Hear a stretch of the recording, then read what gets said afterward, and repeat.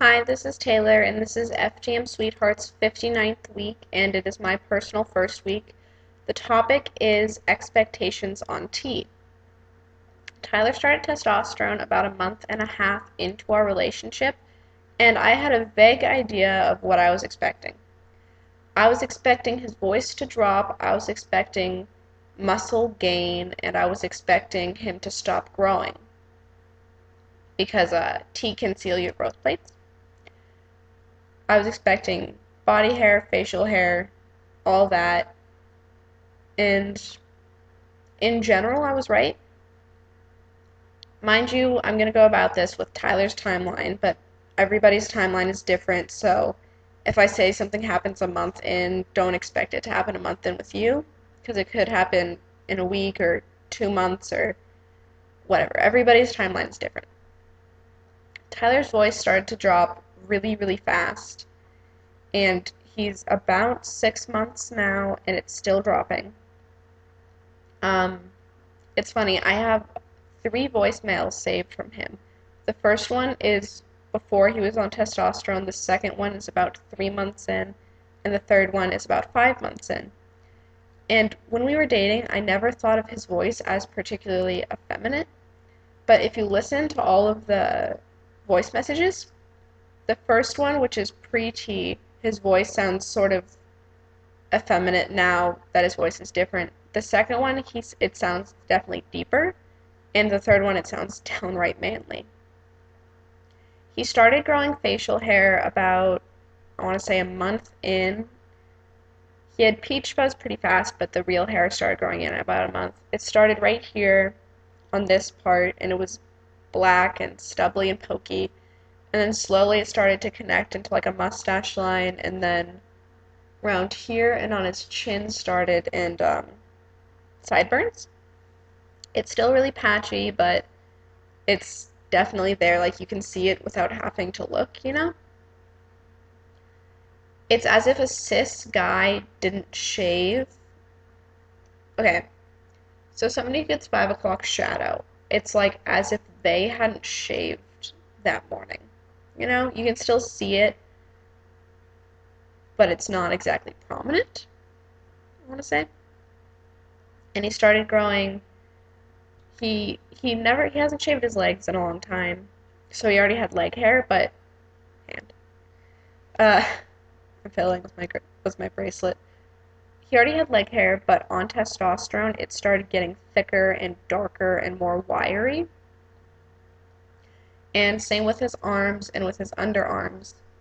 It all started to get thicker, darker, and more wiry. Like, this is such a bad comparison, but if you've ever seen a Jack Russell Terrier with the long wire fur, so you pet it and it feels wiry, I guess, Tyler's body hair has turned sort of to that, you know?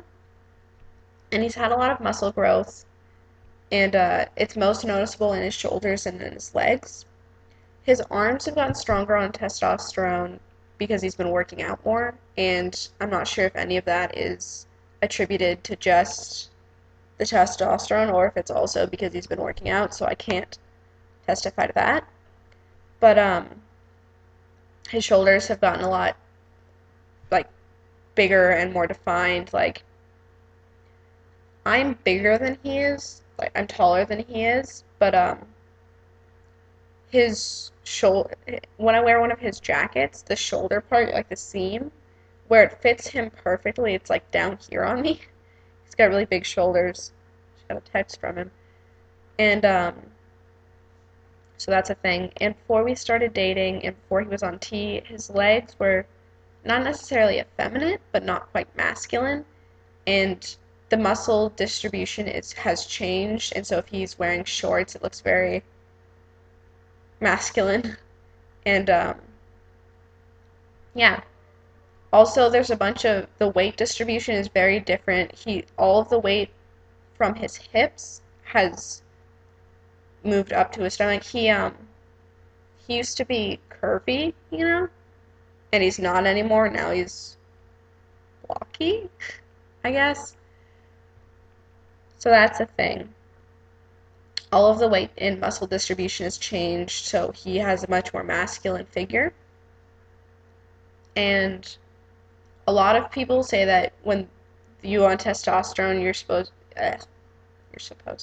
you tend to go through more sexual drive and more anger. I have not found that to be true. Every once in a while, he'll get a little bit more sexual, you know? But in general, it's the same as it's always been. And, but he's always been sort of driven, you know what I mean? And with the anger thing, I don't find that to be true. Somebody explained it to me as what you are before you start testosterone is just amplified when you're on testosterone.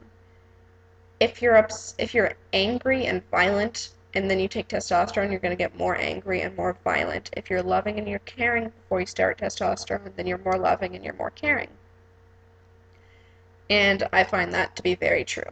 Tyler takes testosterone on Thursdays, and so if on Wednesday he calls me and he's sad, then I find that for the rest of the week he's going to be sad. And if he's like manic and really happy on Wednesday, then he's the same all throughout the week. So whatever he goes into taking testosterone for the rest of the week, it's just amplified what he already was.